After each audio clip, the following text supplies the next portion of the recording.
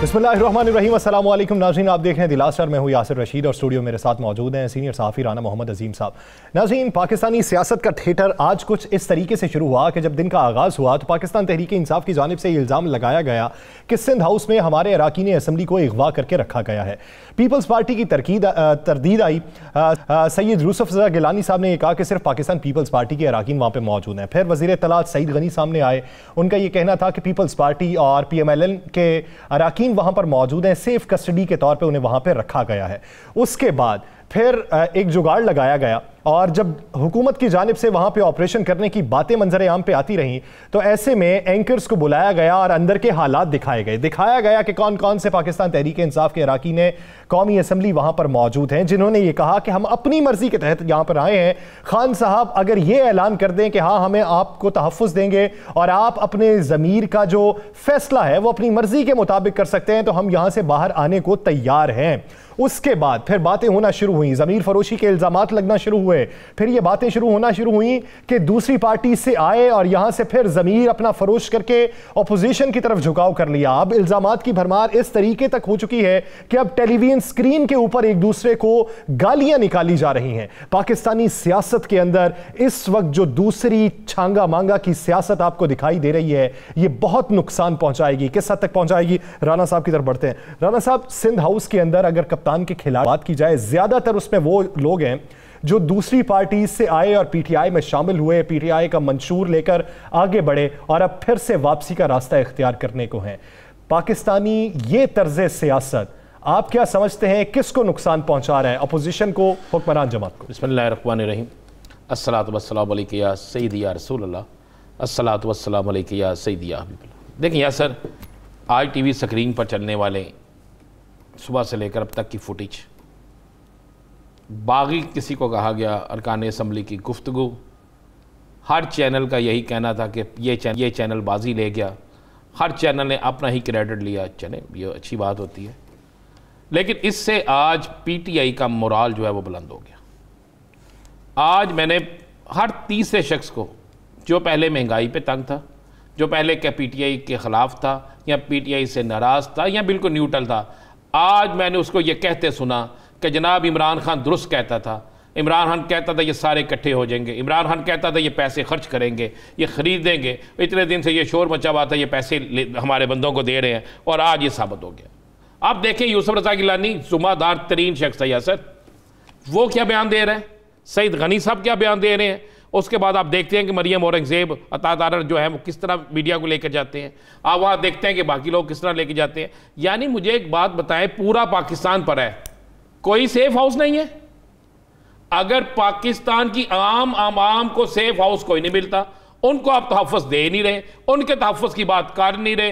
अरकान असम्बली को उठाया, जाकर सिंध हाउस में रख दिया, और सिंध हाउस की सिक्योरिटी किसके पास है? सिंध हुकूमत के पास, सिंध की पुलिस के पास। यानी ये कब से प्लान बन रहा था, कब से इतने लोगों को यहाँ पे लाया गया?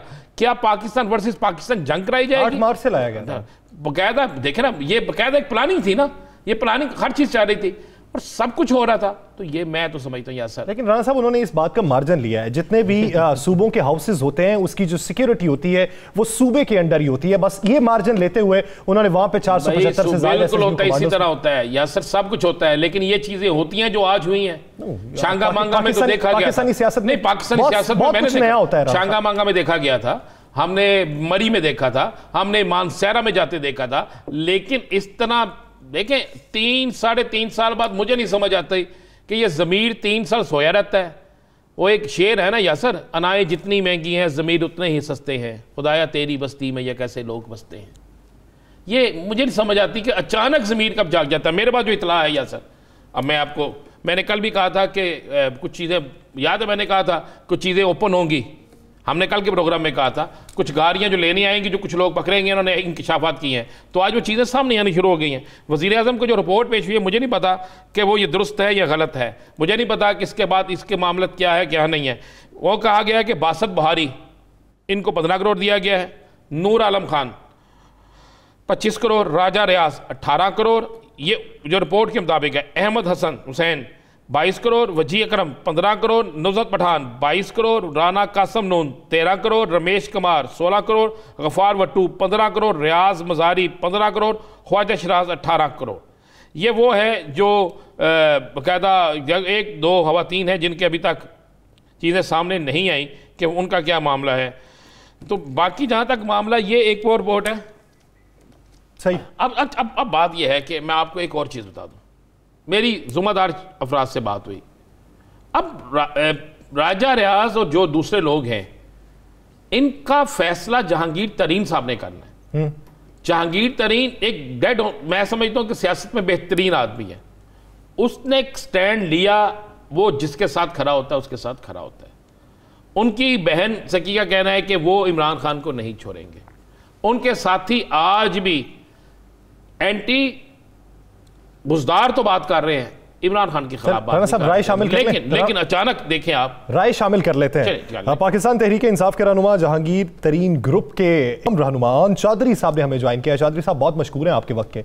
चौधरी साहब, आपके करीबी साथी जो आपकी पार्टी इजलासों में शिरकत करते रहे, उसके बाद मुत्तफ़िका तौर पे आप प्रेस कॉन्फ्रेंसेस भी करते रहे, अब वो जाके सिंध हाउस में बैठे हैं। वो ये कहते हैं हम सेफ कस्टडी में हैं, हमें ख़तरा था, हमारे ख़ानदान को ख़तरा था, हमारे दोस्तों की ज़मीनों पे कब्जे होने शुरू हो गए, इस वजह से हम यहाँ पे आए हैं। अब पीटीआई की मरकज़ी क़यादत ये कहती है ये बिके हैं, ज़मीर बेचे हैं, तब जाके बैठे हैं। आप भी अपने उन्हीं दोस्तों के बारे में वो राय रखते हैं जो मरकजी क़यादत रखती है, या वो राय रखते हैं जो वो खुद रखते हैं? बिस्मिल्लाहिर्रहमानिर्रहीम। शुक्रिया जी। देखें जी, किसी को इल्ज़ाम लगाना और किसी पे बिना सबूत के कोई बात करना, ये तो मुनासिब नहीं होता। अगर किसी के पास कोई शवाहिद हैं तो वो कहना चाहिए। मैं इस चीज़ को कभी भी इस पर एग्री नहीं करूँगा। किसी पे ऐसे इल्ज़ाम तराशी करना, जो ये लोग हैं, असल बात यह है कि ये लोग आज यहाँ क्यों बैठे हैं। इन लोगों के पास यहाँ आने की नौबत क्यों आई कि ये लोग यहाँ आकर बैठे। देखें, ये लोग सियासी लोग हैं, अपने अपने हलकों से 4-4 लाख लोगों को रिप्रेजेंट करते हैं और अपने हलकों की नुमाइंदगी करते हैं, अपने हलके का वोट लेकर आए। अगर कोई कहे कि जी किसी ने 10 करोड़ ले लिया, 15 करोड़ ले लिया, मैं उस बहस में नहीं आता जी। ठीक है जी। ये बात रही आपकी कि ये लोग आज यहाँ क्यों हैं। आपको अपने सियासी लोगों को संभालना पड़ता है, आपको अपने सियासी लोगों के मसले मसाइल हल करने पड़ते हैं। आज मुझे बड़े दुख से ये कहना पड़ रहा है कि मैं तकलीफ में हूँ। ये आज देख रहा हूँ कि तहरीक इंसाफ के लोग ऐसे डिवाइड होकर, ऐसे दूर होकर एक अलग कैंपेन पर बैठे हैं और वो ये डिसाइड किए बैठे हैं कि वो इस नो कॉन्फिडेंस को सपोर्ट करेंगे। और उसकी वजह क्या है? उसकी वजह आज मैं चाहता हूँ कि वज़ीर आज़म साहब अपने उन मशीरान को सामने खड़ा करें और उनसे ओंटो साहब आपकी बात दुरुस्त है। आपने पहले भी ये बातें की और बातें करते भी हैं। सिर्फ हमें ये बता दें, क्या ये राजा रियाज और उनके साथ जो 6 लोग आपके कैंप के हैं, जो उस तरफ गए हैं, जो आज पीपल्स पार्टी के कैंप में गए हैं या नून लीग के कैंप में गए हैं या सिंध हाउस में बैठे हैं, क्या इसमें जहांगीर तरीन साहब की मशावरत या मर्जी शामिल थी? देखें, ये जो लोग, मैं आपसे पहले अर्ज कर चुका हूँ, ये सियासी लोग हैं। इन्होंने अपनी सियासत के फैसले करने हैं। जहांगीर तरीन साहब से इन्होंने जरूर मशवरा किया होगा, लेकिन फैसलों इन्होंने अपने फ्यूचर की पॉलिटिक्स का फैसला तो खुद करना है। इन्होंने अपने हल्के में जाना है कल को। चौधरी साहब, बसद एहतराम, मैं ज्यादा माजी में नहीं लेके जाता, इधर माजी करीब की बात कर लेता हूँ। मुझे जरा पूरा कर लें। जी करें। मैं रिक्वेस्ट करता हूँ आपसे। मैं अर्ज ये कर रहा हूँ कि ये लोग अपने हलकों की नुमाइंदगी करते हैं और हर जो इलेक्टेड एमएनए होता है उसको अपने हलके की पल्स मिलती है। और इनको जो भी ये लोग आज बैठे हैं, ये अपने हलकों से ये मायूस हैं हुकूमत से। इनको संभालना चाहिए था, इनके मसले मसाइल हल करने चाहिए थे, इनको हमें अपने से दूर नहीं करना चाहिए था। ऐसे ये आज जो सवाल तो वज़ीर आज़म साहब को अपने उन मशीरान से पूछना चाहिए। साहब, हम आपने जो कहा दुरुस्त बात की, हम आपकी बात की तायीद करते हैं। हम जो पूछना चाहते हैं, आपने 2 दिन पहले जो यासर पूछना चाह रहा था, आप सब ने हर मीटिंग के बाद एक ऐलान किया कि हमारा फैसला, हमारा डिसीजन जहांगीर तरीन साहब करेंगे। हमारी राय मुख्तलिफ है, लेकिन जो फैसला तरीन साहब को करेंगे वो हमें मिन्नो अनकबूल होगा। तो क्या ये फैसला जहांगीर तरीन साहब का है कि ये सिंध हाउस में बैठ जाए? तो राजा रियाज ने कह दिया कि हम देखिए, अभी आप मेरी सुने, जहांगीर तरीन साहब जो फैसला करेंगे वो सबके सामने आ जाए। अभी जहांगीर तरीन साहब का फैसला तो किसी के सामने नहीं आएगा। जब जहांगीर तरीन साहब फैसला करेंगे वो आपको भी पता चलेगा, हम उसका एलानिया भी जारी करेंगे, हम उसकी प्रेस स्टेटमेंट भी देंगे। अभी तो आप इन लोगों से आपने इंटरव्यू किए, इन लोगों ने अपनी अपनी राय आपको दी, क्या ये लोग क्या ख्याल रखते हैं, हुकूमत से नाराज हैं, हुकूमत से नाराज हुए बैठे हैं, लेकिन जो जहांगीर तरीन साहब फैसला करेंगे वो आपके सामने आ जाएगा। यानी आपको ये लगता है कि जहांगीर तरीन साहब के फैसले से पहले इनफरादी तौर पे उन्होंने खुद ये डिसीजन कर लिया कि अब हम कुली तौर पे अपनी बात कर सकते हैं, अपना फैसला खुद कर सकते हैं, इसलिए वो मुखालिफ कैंप पे चले गए? देखें, अभी तो वोटिंग का टाइम नहीं आया ना जी। अभी उन्होंने आप लोगों ने, जो भी ये लोग हैं हमारे जो जहांगीर तरीन ग्रुप के जो लोग हैं ये जहाँ बैठे हैं, जो भी इन्होंने, इनके इंटरव्यूज भी आए हैं आपके सामने, उन्होंने अपनी राय का इजहार, अपनी राय दी है, अपना ख्यालात का इजहार किया है। लेकिन अभी आप ये देखें कि आप इस चीज़ को ये सोचें कि आज ये लोग ये जो मायूसी दिखा रहे हैं हुकूमत से, ये उस पर भी तो ये इनको वो हुकूमत को जवाब चाहिए कि आप ये इनको ये भी थ्रेट है कि अगर इनके पास वोट देने का इनके पास अपना हक है, ये अवामी नुमाइंदे हैं और ये जो भी राय रखते हैं, इनकी ये कतन वजह नहीं है कि जो आज ये कहें। उनचो साहब, आप पीटीआई के पहले दिन के वर्कर हैं, आपकी मेहनत हमने अपनी आंखों से देखी है, दिन रात आपने कोशिश मेहनत की है और अपनी जमात को खड़ा किया है। मैंने तो क्या तो कहा कि आज जी बिल्कुल, मैं इसलिए आप ही की बात की तरफ आ रहा हूँ। तो क्या जब इनको इख्तियार वोट देने का है तो फिर इनको जिस पार्टी ने टिकट दिया है उससे इस्तीफा देकर इनको दोबारा अवाम में आने का इख्तियार नहीं होना चाहिए? मैं अर्ज ये कर रहा हूँ कि मैंने पहले आपको ये बताया कि आज मेरे लिए बड़ा तकलीफ दे दिन है कि आज मैं ये देख रहा हूँ कि आप जिस घर को बनाते हैं वो घर बिखरता हुआ देखते हैं। हमने बड़ी मेहनत से ये घर बनाया, हमने बड़ी मेहनत, बड़ी जद्दोजहद की इस हुकूमत को फॉर्मेशन में, लेकिन आप ये देखें कि इस दिन के आने की नौबत क्यों आई? इस दिन की नौबत इसलिए आई कि इन लोगों को किसी ने संभाला ही नहीं आपके। ये कभी पहले हुआ ऐसा कि 2 दर्जन से ज्यादा लोग कैंप में बैठ, ठीक है जी? कभी ऐसा पहले देखा आपने किसी हुकूमत? आप ये मानते हैं कि 2 दर्जन से ज्यादा लोग हैं? देखिए ना, ये तो बातें सामने आ रही हैं, सबके सामने आ रही हैं कि 2 दर्जन से ज्यादा लोग वहाँ हुकूमती कैंप से नाराज होकर सिंध हाउस बैठ गए। आपका बात, मेरा कहने का जो मकसद है कि ये दिन आया क्यों? कि आपके पास ऐसा कोई सियासी कद काट का कोई शख्सियत नहीं है जो इनको मना सकता? आज प्राइम मिनिस्टर साहब पूछें अपने उन इंफॉर्मेशन मिनिस्टर फवाद चौधरी साहब ये कहते हैं कि ये आज पीटीआई से अलहदा हो जाएं, उधर जाने का ऐलान कर दें, अगला इलेक्शन ये जीत के दिखा दें। ये सारे इलेक्शन जो जीते हैं ये इमरान खान के नाम पे जीते हैं, अपनी शख्सियत पे नहीं जीते। ठीक है, वो अपनी अपनी राय दे सकते हैं, मैं अपनी राय दे सकता हूँ, वो अपनी बात कर सकते हैं, लेकिन मैं अर्ज ये कर सकता हूँ, मैं आपको ये बता सकता हूँ कि ये जो लोग हैं ये पॉलिटिकल लोग हैं, अपने अपने हलकों से वोट लेकर आए हैं, इलेक्टेड लोग हैं, और ये अगर 2 दर्जन से जायद लोग हैं तो ये हुकूमत। एक आखिरी सवाल है चौधरी साहब, क्या आपको ये लगता है कि कोई ऐसी सूरत पैदा हो सकती है 1 हफ्ते के अंदर कि ये तमाम लोग अगले हफ्ते के अंदर अंदर हुकूमती बेंचेस में शामिल दिखाई दें? देखें जी, कबल अज़ वक्त मैं कुछ नहीं कह सकता, कुछ भी हो सकता है आने वाले वक्त में, और ये तो सियासत है, सियासत में एनीथिंग कैन बी पॉसिबल। क्या सियासत में एक आखिरी सवाल है आपसे, क्या हुकूमती इस हमेशा मुश्किल में जहांगीर तरीन साहब ने निकाला है, तो इस मुश्किल तरीन वक्त में क्या जहांगीर तरीन साहब के साथ हुकूमती राब्ते शुरू हो गए हैं? ये तो तरीन साहब बता सकते हैं, लेकिन वो अभी तो लंदन में है और उनका इलाज चल रहा है और वो बहुत रिकवर कर रहे हैं अल्हम्दुलिल्लाह, बेहतरी में, उनकी सेहत में बेहतरी आ रही है। लेकिन ये है कि वो जल्द पाकिस्तान आएंगे इंशाल्लाह, और जो भी वो फैसला करेंगे वो अपने फैसलों के तो खुद ही बता सकते हैं कि वो, लेकिन जहांगीर तरीन साहब कुछ ही दिनों बाद वतन वापस आ जाएंगे और जो भी फैसला करेंगे वो फैसला भी सामने आ जाएगा और उनके फैसले के बाद उनके जो तमाम लोग हैं वो उन्हीं की तरफ दिखाई देंगे। बहुत शुक्रिया आउन चौधरी साहब इस हवाले से अपना वक्त। राना साहब, बात को आगे बढ़ाते हैं, जिस तरह सूरत हाल इस वक्त बन चुकी है, आउन चौधरी साहब की गुफ्तगू आपने सुनी, आप उससे क्या तासुर लेते हैं? दूसरा ये, मोने सिलाई साहब बरतानिया रवाना हो चुके हैं, इतलात ये हैं कि यहाँ पर हम मुलाकातें करने के बाद वो गए हैं बरतानिया, लेकिन कुछ इतलात ये भी हैं कि उनकी फैमिली वहाँ पर मौजूद होती है, फैमिली से मिलने गए। आप क्या समझते हैं, इत्तेहादियों का झुकाव किस तरफ नजर आ रहा है आज की डेवलपमेंट के बाद? देखिए, आज की डेवलपमेंट के बाद इत्तेहादियों का तमाम तर झुकाव जो है वो अपोजिशन की तरफ नजर आ रहा है। हमें वो बात जो हकीकत है उसे मानना चाहिए।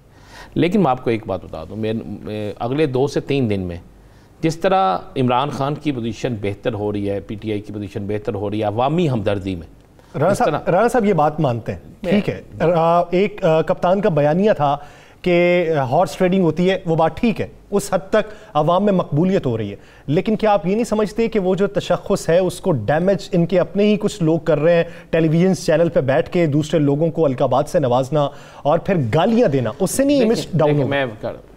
जमातों में नंबर 1 को देखा जाता है, नंबर 3, नंबर 4, नंबर 8, नंबर 9 क्या करता है ये नहीं देखा जाता। मुस्लिम लीग नून में आज भी मियाँ नवाज शरीफ और मरीम नवाज़ को देखा जाता है शहबाज शरीफ से ज़्यादा।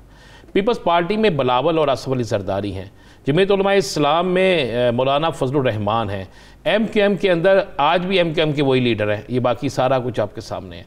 इसी तरह बाकी सियासी जमातों में होता है, हमें हकीकत को जानना चाहिए। पीटीआई अगर इमरान खान के बगैर कोई कहे कि 3 पीटीआईज और बना लेंगे, कुछ कर लेंगे, तो मुमकिन नहीं है। पीटीआई इमरान खान की वजह से है, चाहे जो मर्जी हो जाए। इसी तरह मुस्लिम लीग नून किसकी वजह से आपको नजर आता है? मियां नवाज शरीफ की वजह से, मान लेना चाहिए हमें ये। बाकी देखिए, जब आपको अवाम में पेजाराई मिलती है और आपको ये नज़र आता है कि अब इलेक्शन होने जा रहे हैं, आइंदा साल बाद भी इलेक्शन हो जाएंगे या 1.5 साल बाद, तो इत्तेहादियों को फिर सोचना पड़ता है। देखें, एक चीज़ ज़हन में रखिएगा, मैं आपको ये लिख के दे दूं, मौलाना साहब ने बिल्कुल कहा है, सब कुछ है, मुस्लिम लीग नून किसी सूरत में काफ लीग को 1.5 साल पंजाब में नहीं देगी, ये लिख लीजिएगा। एमक्यूएम के मुतालबात तमाम तर मुआहिदा होने के बावजूद पूरे नहीं होंगे। क्या आपको माजी के मुआहिदे याद नहीं है? क्या माजी में लिखा हुआ याद नहीं है? फिर उसके बाद जरदारी साहब का कहना कि ये कोई हदीस नहीं है, ये फलान, याद है ना आपको जरदारी साहब ने क्या कहा था कुछ मुआहिदों के मतलब कि ये कुछ जरूरी नहीं। अब ये सारी चीज़ें मैं आपको खबर देता हूँ। सर, पीटीआई आज इजलास में कुछ फैसले हो चुके हैं। नंबर 1 तो पीटीआई को यकीन है कि वो अब भी कुछ कर लेंगे, अभी तक उनको ये यकीन है। उसके बाद उन्होंने सेकंड जो बनाया अपना ज़हनी तौर पे, जिस चीज़ पे वो तैयार हो चुके हैं, वो सड़कों पे आने के लिए वाज़े तौर पे तैयार हो चुके हैं। कप्तान ने आज उन्हें वाज़े तौर पे ये कह दिया, या सर मैं आपको ये बिल्कुल कन्फर्म खबर दे रहा हूँ कि अगर कोई ऐसी सूरत हाल आती है कि हमें किसी से हाथ मिलाना पड़ता तो हम हाथ नहीं मिलाएंगे, हम कोई कंप्रोमाइज़ करना पड़ता नहीं करेंगे, फिर हम सड़कों पे जाएंगे और अगर हमें 3.5 साल तंग किया गया तो फिर हम इन्हें बताएंगे कि अवामी ताकत क्या है। और इसके लिए मैं आपको यह भी बता दूं, आज कुछ लोग गए थे कि जनाब आप 27 तारीख का जलसा मुलतवी कर दें, आप 27 तारीख को जलसा ना करें, आप 27 तारीख को बिल्कुल खामोश हो जाएं ताकि अमन रहे। तो उन्होंने वाज़े तौर पर इस पर इनकार कर दिया कि मेरा जमहूरी हक है जिससे मैं इस्तेमाल करूँगा, और 27 से पहले 4 जलसे होने जा रहे हैं, 27 से पहले 4 जलसे होने जा रहे हैं। अभी पीटीआई को कह दिया गया है कि सड़कों पे पीपल्स पार्टी ने भी तो जलसों का ऐलान कर दिया है ना। करें, देखिए पीपल्स पार्टी के जलसे अगर कोई बड़े होंगे तो वो सिंध में होंगे, मैं आपको ये भी बता दूं। पीपल्स पार्टी के जलसे जो है ना वो पंजाब में बड़े नहीं होंगे। उन्होंने केपी में ऐलान किया, केपी में भी कर लें, वो केपी हद तक कुछ बेहतर होंगे, लेकिन नहीं होगा। आपको मैं बता दूँ, मेरे पास तो ये इतला है यासर कि एक गवर्नर भी इन्हें छोड़ के जा रहे हैं। अब आप उससे ये ना पूछिएगा कहाँ के गवर्नर है, आवाम को पता है 3.5 साल, ठीक है। एक गवर्नर भी आपको छोड़ के जा रहे हैं और वो कोशिश कर रहे हैं कि किसी तरीके से उनका राब्ता मुस्लिम लीग नून के हो जाए, और मुस्लिम लीग नून की एक खातून जो है उनके लिए उनका नरम गोशा शुरू से रहा है और किसी तरीके से राब्ते हो भी रहे हैं, और वो राब्ते बड़े आप पार्टी का नाम ना लेते तो मैं ये कहता कि वो वहीं जा रहे हैं जहाँ से आज, ठीक है। तो ये मामला मैंने आपको कहा कि जा रहे हैं, मेरे पास जो इतलात है वो फौरी जा रहे हैं, ये कुछ देर बाद जाएंगे। दूसरा आपको पता है कि राजा रियाज साहब जहांगीर तरीन साहब के साथ थे, मगर अब ये सारा कुछ वो राना सनाउल्लाह साहब की ख्वाहिश पे कर रहे हैं, राना सनाउल्लाह साहब के कहने पे कर रहे हैं। उनके साथ उनका एक बड़ा गहरा तल्लक है, बहुत से लोगों के साथ कमिटमेंट्स हो चुकी हैं, इसलिए जहांगीर तरीन ग्रुप जो है उसको ज़रा थोड़ा सा डैमेज किया गया है। और मैं इसलिए आपको कह रहा हूँ कि मेरी उनके किसी ज़ुम्मेदार शख्स से बात हुई, उन्होंने कहा जी इमरान खान की ज़ात पे तो हमें इख्तलाफ ही कोई नहीं था, हमें पंजाब के हद तक था। और फिर उन्होंने इकरार किया, उसने कहा जी ये सुबह से जो टीवी पे चल रहा है इससे अवामी हलकों में, हम अपने हलकों में हैं, अवामी हलकों में इमरान खान की पोजीशन बेहतर हो गई है। चले मैं आपको एक और ख़बर देता चलूँ, हो सकता है तहरीक अदम एतमाद से पहले, अभी तो मैं फिर वही कह रहा हूँ कि हो सकता है तहरीक अदम एतमाद से पहले अदालत का कुछ चक्कर लग जाए, कुछ और हो जाए, लेकिन अगर खान चला गया खान जाते जाते हो सकता है कोई बड़ा काम कर जाए। राणा साहब, गवर्नर खान जाते जाते मैं कह रहा हूँ हो सकता है कोई बड़ा काम कर जाए, और कप्तान अगर कोई बड़ा काम कर गया तो वो भी सियासी जमातों के लिए बड़ा अलार्म होगा, खतरे की घंटी होगी। और मैं आपको बड़ी क्लियर सी थोड़ी सी गवर्नर राज सिर्फ आपको धमकी लगता है? मेरा नहीं ख्याल गवर्नर जो सिफारिश वजीर दाखिला की तरफ से की गई, इसका फैसला कल होगा। चलिए मैं आपको बता दें, इसका फैसला कल हो जाएगा। अच्छा, आपको पता है कि इस फवाद चौधरी साहब ने इशारा दिया ना, उन्होंने कहा बेहतरीन एलाए हमारे, उसके साथ साथ वो वजीर दाखिला है, उनकी राय अहमियत रखती है, हम उस पर सोचें। यासर इसका फैसला कल हो सकता है। और मैं आपको ये भी बता दूं कि आपको पता है मौलाना फजलुर रहमान ने बड़ा सख्त बरहमी का भी इजहार किया है। उनके बड़े किफ़ायतुल्लाह साहब, मुफ्ती किफ़ायतुल्लाह साहब ने जो एक TV चैनल में अंसारुल इस्लाम के ख़िलाफ़ जो बात की है, उस पर उन्हें 15 दिन का नोटिस दे दिया यासर, शोकाज नोटिस दे दिया है। यानी आप ये ज़हन में रखिएगा, मैं जिस तरफ इशारा कर रहा हूँ, मैंने 1-2 दिन पहले प्रोग्राम में कहा था कि इनके अंदर से कुछ लोग इस चीज़ के ख़िलाफ़ जा रहे हैं। मौलाना साहब की तंजीम के अंदर से कभी नहीं गए थे। क्यों नहीं गए? नहीं, वो हाफिज हुसैन अहमद साहब उस वक्त, उसके बाद अब मैं कह रहा हूँ, अब यानी ये इतने गैप के अंदर नहीं बात है। किफ़ायतुल्लाह साहब बड़े करीब तरीन लोग हैं, तो ये 3 चीज़ें। मैं फिर कह रहा हूँ 27 से पहले को बड़ा आर्डर भी निकल सकता है, और सड़कों पे आने का फैसला हो चुका है। अब अवामी सियासत करने की बातें हो रही हैं, अवामी सियासत किस हद तक तकवीयत दे सकती है, इस पर भी बात करेंगे। एक ब्रेक के बाद हमें ज्वाइन करेंगे जमीयत उलमा इस्लाम फे के रहनुमा कामरान मुर्तज़ा साहब। नाज़रीन कहीं नहीं जाएगा, स्टे विद अस।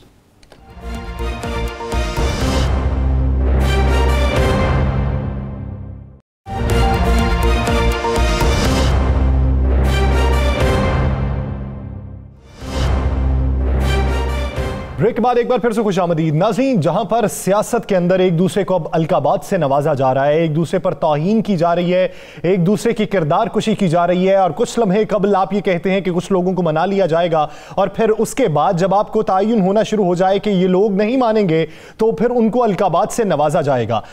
उसके साथ साथ आप ये समझते हैं कि आपके अराकीन अगर अपोजिशन के पास चले गए हैं तो ये आईन और कानून की खिलाफ वर्जी और हॉर्स ट्रेडिंग हो रही है। अपोजिशन के जो अराकीन आपके पास आ रहे हैं तो वो अपने ज़मीर के मुताबिक आ रहे हैं। ये जो इस वक्त सियासत पैदा हो चुकी है, ये आने वाले दिनों में अवाम के लिए क्या पैगाम लेकर जाएगी? जब आने वाले दिनों में अपोजिशन के अगर अराकीन, यानी इस वक्त जो अपोजिशन है वो पाकिस्तान तहरीक इंसाफ के टिकट पे जाएंगे तो क्या उस वक्त भी उन्हें अलकाबात से नवाजा जाएगा? और अगर उधर के अराकीन अपोजिशन, जो मौजूदा अपोजिशन है, उसमें आ जाए तो फिर क्या होगा? सियासत इस वक्त किस नहज पर है, इसी पर बात करेंगे। बात का आगाज करते हैं जमात इस्लाम के सीनियर रहनुमा डॉक्टर कामरान मुर्तज़ा साहब से। कामरान मुर्तज़ा साहब बहुत मशकूर है आपके वक्त के। कामरान मुर्तज़ा साहब, सबसे पहले बयान आता है सैयद यूसुफ रजा गिलानी साहब का कि पाकिस्तान पीपल्स पार्टी के सिर्फ अराकीन सिंध हाउस के अंदर मौजूद हैं। फिर सईद गनी साहब कहते हैं नून लीग के हैं, हुकूमत कहती है हमारे भी बंदे हैं, फिर वो खुल के सामने आ जाते हैं। अब बाकायदा तौर पे हॉर्स ट्रेडिंग का इल्जाम लग रहा है। कहा यह जा रहा है कि छांगा मांगा की सियासत के बाद सिंध हाउस दूसरा छांगा मांगा बन चुका है। हुकूमती इस क्लेम को आप किस नजरिए से देखते हैं? और आईन कानून का रास्ता जो हुकूमत इख्तियार करना चाहती है, हुकूमत उसमें किस हद तक कमजोर है? देखिए, ये इस बात को तो प्रॉपरली रिस्पॉन्ड कर सकते हैं या सिंध हाउस में जो लोग बैठे हुए हैं, PTI के लोग या फिर पीपल्स पार्टी जिनके पास सिंध हाउस है, इसमें मैं तो उसमें अगर कोई बात कहूँगा तो वो अंदाजे से कह सकूँगा। मुमकिन है वो दुरुस्त हो, मुमकिन है वो दुरुस्त ना हो। तो इसमें आप बेहतर ये नहीं है कि उनसे उनका व्यू पॉइंट ले लें। चलें कामरान साहब, उनका व्यू पॉइंट लेंगे आपसे, क्योंकि आप कानूनी माहिर भी हैं और आप बड़े एक ज़िम्मेदार शख्स हैं और आपने हमेशा बड़ी हक की बात की है। पहले तो कहा जा रहा था अगर कोई वोट डालेगा तो वो आइन की, अपनी पार्टी की खिलाफ वर्जी करेगा आइन की, और उसको उसके खिलाफ डिस्क्वालीफाई के लिए आप एक एप्लीकेशन दे सकते हैं। अब जिन लोगों ने आज ऑन कैमरा मुख्तलिफ TV टॉक शोज़ में और सिंध हाउस के अंदर कह दिया है कि वो PTI को वोट नहीं देंगे, वो दूसरी जमात से जाके आइंदा इलेक्शन लड़ेंगे, अब आइन क्या कहता है? क्या अब इन पर वो क्लास जो है अभी से लागू नहीं होगी?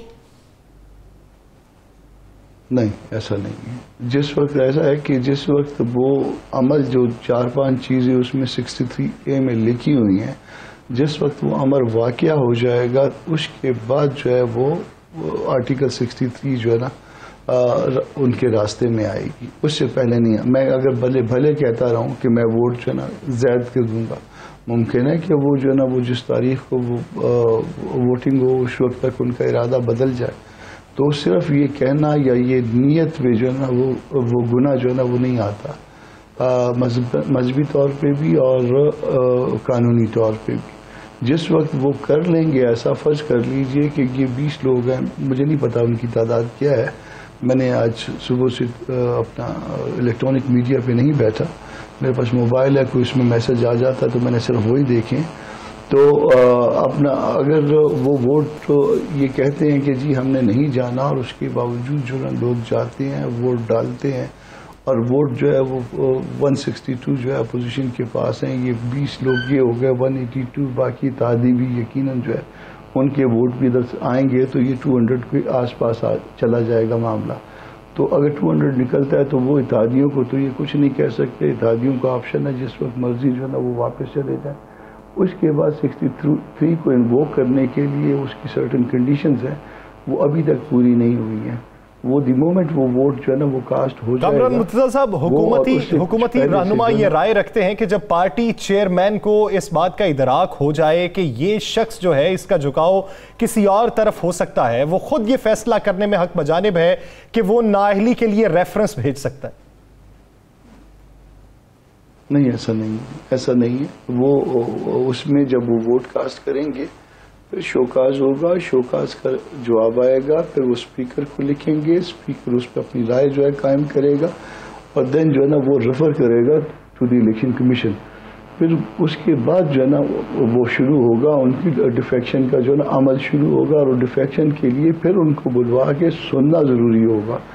तो ये 20 लोग हैं तो 20 लोगों को की सर्विस और 20 लोगों पे जो है ना उसके बाद जो है ना उनका वहाँ पे आ जाना और उसके बाद उसको आर्ग्यू करना, दोनों तरफ से आर्ग्यू होगा। स्पीकर ने रेफरेंस भिजवाया होगा, स्पीकर किसी को अथोराइज करेगा कि वो जाके वो अपना नुक्ता नज़र जो ना वाज़ेह करे, फिर उसके बाद जिनके खिलाफ एक्शन लेना है उनको बगैर सुने जो है वो उनसे ये सीटें नहीं ली जा सकती। यानी हम कह सकते हैं कि ये आइंदा आने वाले इलेक्शन तक चलेगा, आइंदा आने वाले इलेक्शन तक फैसला होगा, इतना लंबा महीने का अमल है। अच्छा कामरान मुर्तज़ा साहब, 90 डेज कम अज कम जो है ना ये कामरान मुर्तज़ा साहब, मान लिया अदम इत्मीनान की तहरीक कामयाब हो गई, आप PDM का एक अहम हिस्सा भी हैं, एक अहम सियासी जमात से आपका तल्लुक़ भी है, क्या उसके बाद 1.5 साल हुकूमत रहेगी या फौरी इलेक्शन के लिए 3 माह के अंदर अंदर ही जो तैयारी होगी वो होगी? देखिए, इस बात का फैसला गो की क़यादत ने करना। मैं आपको जो है ना, मैं चूँकि JUI का वर्कर हूँ, मैं आपको JUI का नुक्ता नज़र बताता हूँ। मुमकिन है कि फैसला ये ना हो या मुमकिन है कि वो जब चेंज सर्कमस्टांसेस में कोई और फैसला हो, मगर JUI का जो नुक्ता नज़र आज तक है, जो ऑफिशियल उसका व्यू पॉइंट है, वो मैं आपको आज बता देता हूँ। हम चाहते हैं कि अवाम को उसका वोट का हक वापस कर दिया जाए और इलेक्शन रिफॉर्म्स के बाद इमीडिएटली इलेक्शन में जाया जाए।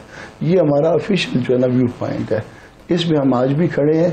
कल क्या होता है, कल तो हम रेजिग्नेशन के लिए भी कह रहे थे, मगर बाद में हमको जो ना वो बाकी साथियों ने ये करने पे न करने पे मजबूर किया।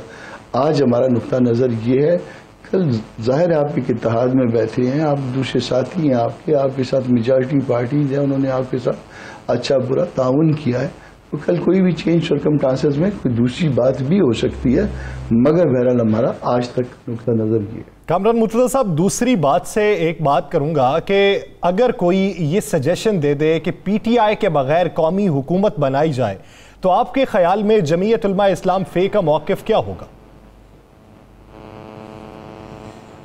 देखिए, बात यह है कि एक पार्टी को तो इस वक्त निकाला जा रहा है, ठीक है जी। जब एक पार्टी को निकाला जा रहा है तो वो तकरीबन आल नाल थी ना इस वक्त आज तक की सूरत हाल में, वो तो कल उस हालात में वापस नहीं आएगी, उसका हिस्सा नहीं बनेगी। जो भी अगर कौमी हुकूमत की कोशिश की जाए या बनाई जाए, वो उसका हिस्सा नहीं बनेगी। हाँ, उनके इत्तेहादी यकीनन उसका हिस्सा बनेंगे। तो ये शायद इसको रिफ्रेज करने की इस पूरे जो है ना जुमले को ज़रूरत होगी।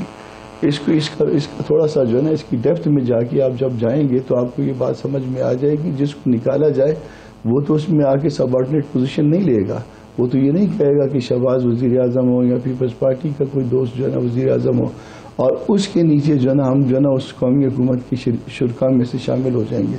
ये तो चौधरी साहबान तो शायद कह लें, MKM साहबान वाले साहबान जो है ना वो भी कह लेंगे, बाप वाले दोस्त भी कह लेंगे, मगर ये कम अज़ कम जो ना वो जो मेजर पार्टी है जिसके पास प्राइम मिनिस्टरशिप थी वो तो इस बात पे कभी भी एग्री नहीं करेगी।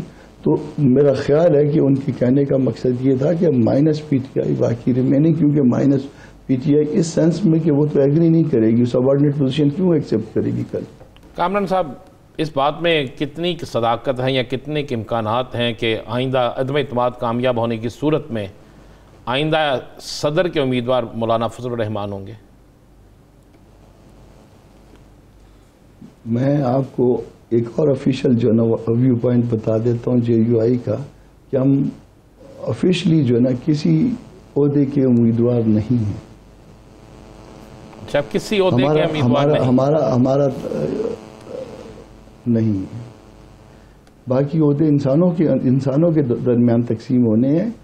अगर कोई चीज़, अगर कोई नेमत खुद ब खुद चल के आएगी तो उसका इनकार नहीं हो सकेगा, मगर किसी ओहदे के उम्मीदवार नहीं है। हम कहीं पे ब्लैकमेलिंग नहीं करेंगे। चले कामरान मुर्तज़ा साहब ये बता दें कि फॉर्मूला क्या तय पाया है, मुशावरत में फॉर्मूला ही बता दें। फार्मूला मैंने ये बता दिया कि हम किसी ओहदे के उम्मीदवार नहीं हैं। आप जो है ना जो मर्जी जिस तरह से, क्योंकि दूसरे दोस्तों को जाहिर है अकोमोडेट करना पड़ेगा, बहुत सारे लोग ऐसे होंगे। चले कोई नाम एक जमीयत उलमा इस्लाम फे की जानिब से मखसूस नशिस्तों के लिए कोई नाम तो दिए गए होंगे कि आप इनमें से किसी का इंतखाब कर सकते हैं, क्योंकि जमीयत की राय भी बड़ी अहमियत की हामिल होगी।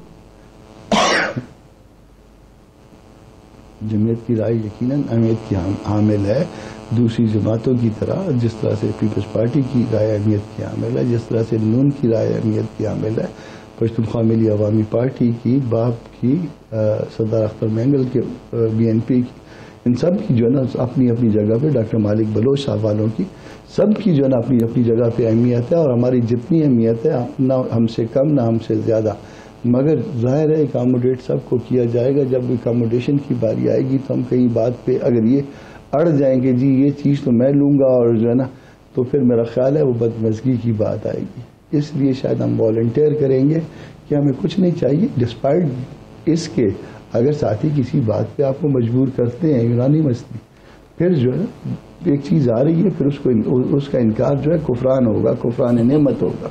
अगर साथी आपके किसी शख्स का इंतखाब करते हैं तो फिर उसका इनकार नहीं किया जा सकता। फिल वक्त जमीयत उलमा इस्लाम जो है वो किसी मनसब की ख्वाहिशमंद नहीं है। बहुत शुक्रिया कामरान मुर्तज़ा साहब इस हवाले से अपना वक्त देने के लिए। नाज़रीन, इसी सियासी मंजर मजीद भी बात करेंगे, लेकिन एक शॉर्ट ब्रेक के बाद कहीं नहीं जाएगा। Stay with us.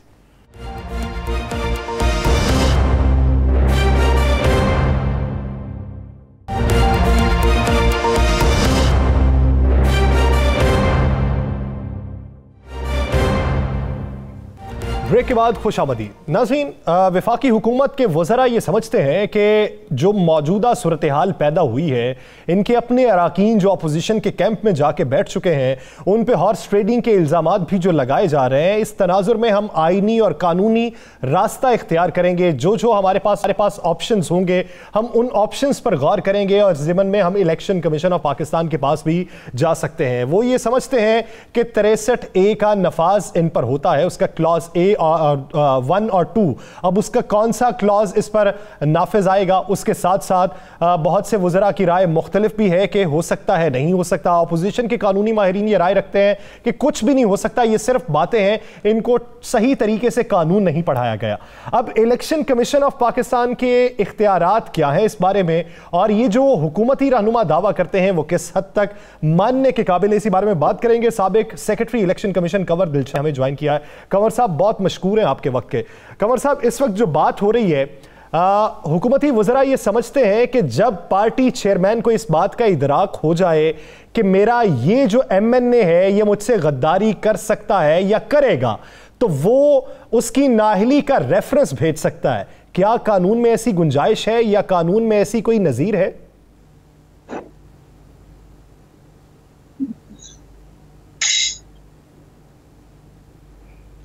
Kanwar Dilshad साहब, आवाज आ रही है आपको? हाँ, बोल, हल्की हल्की आवाज बताइए। कंवर दिलशाद साहब, हुकूमती वज़रा ये राय रखते हैं कि अगर पार्टी चेयरमैन को ये लगे कि हमारा ये मेंबर जो है ये हमसे गद्दारी करेगा, तो वो कबल अज वक्त यानी फ्लोर क्रॉसिंग से पहले ही उसकी नाअहली का रेफरेंस भेज सकता है। इसमें सदाकत है, कोई कानून में नजीर मिलती है? देखा जी, हुकूमत के वज़रा और हुकूमत के जो आईनी और कानूनी माहिरीन हैं वो सही तरीके से प्राइम मिनिस्टर साहब को ब्रीफ नहीं कर रहे। मुझे बड़ी हैरानगी है कि सबसे बड़ी अहम बात यह है कि आज इलेक्शन कमीशन पाकिस्तान ने अपना एक बयानिया जारी कर दिया जिसमें उन्होंने ये कहा है कि हमें तहरीक अदम एतमाद से हमारा कोई ताल्लुक नहीं है। ये स्पीकर कौमी असम्बली जो प्रिजाइडिंग ऑफिसर हैं वही सारे के मामला को देख रहे हैं, वही करेंगे। और आइन का आर्टिकल 63A जो है उसमें मुकम्मल वजहात दे दी गई है, तरीक़ाकार बता दिया गया है जो फ्लोर क्रॉसिंग के जो असहाब होंगे उनके साथ किस तरीके से आइन और कानून के मुताबिक सलूक किया जाएगा। लेकिन एक सबसे बड़ी अहम बात यह है कि ये बार बार इलेक्शन कमीशन ऑफ पाकिस्तान को कह रहे हैं कि जी आप इसके मामले में कुछ अपना कानूनी हक इस्तेमाल करें। तो वो तो सारा मामला तो है, इन लोगों के अपने मामलात हैं। और फ्लोर क्रॉसिंग जब अगर उन्हें कर दी तो फिर इलेक्शन कमीशन पाकिस्तान के पास रेफरेंस आएगा तो उसके मुताबिक फैसला करेगा। लेकिन जहाँ 25-30 मेंबरान असम्बली अपना इन ब्लॉक में या फॉरवर्ड ब्लॉक की शक्ल में अपना वोट का इस्तेमाल हुकूमत के खिलाफ करते हैं तो फिर वो एक बड़ा अहम मसला पैदा हो जाएगा कि आया इलेक्शन कमीशन इस पर कार्रवाई करेगा नहीं करेगा जब फ्लोर क्रॉसिंग आ जाएगी। क्योंकि इंडिया के कानून में तो ये शामिल है कि अगर कोई 25-30 मेंबर करें तो उसके खिलाफ कार्रवाई नहीं होती।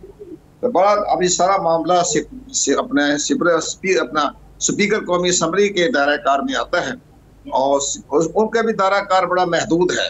जैसे कि हुकूमत कह रही है कि हम खत लिखेंगे स्पीकर कौमी असम्बली को और कहेंगे इन्होंने इनहराफ किया है पार्टी के से फ्लोर क्रॉसिंग की, तो आप एक्शन लें।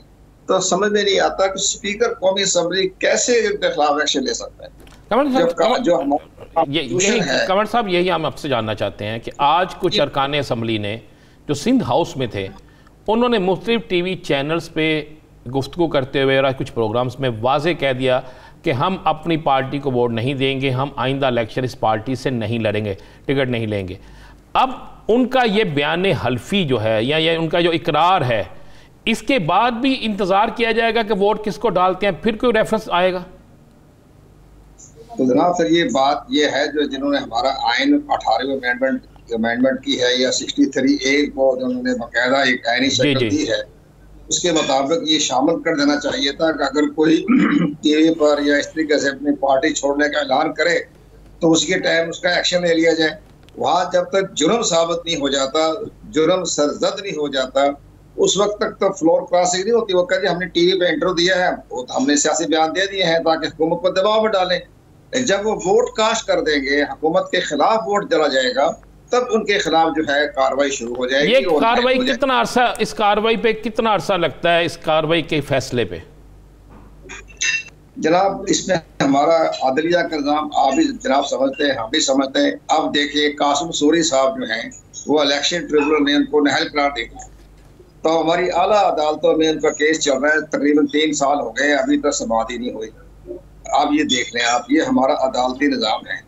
इसी तरह फॉरेन फंडिंग केस है, 7 साल से केस चल रहा है, अभी तब तक तारीखें दिए जा रहे हैं। जब ये केस इलेक्शन कमीशन पाकिस्तान के पास आएगा तो वैसे तो कानून में तो लिखा हुआ है 1 महीना, इलेक्शन कमीशन जो है वो 1 महीने के अंदर अंदर अपना फैसला करेगा और फैसला करने के खिलाफ जाएगा सुप्रीम कोर्ट ऑफ पाकिस्तान।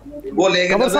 एक नुक्ता और समझना है, हुकूमती कोई भी रुकन अगर फ्लोर क्रॉसिंग करता है तहरीक अदम एतमाद के नतीजे में तो उस पर नाअहली का रेफरेंस भेजा जा सकता है।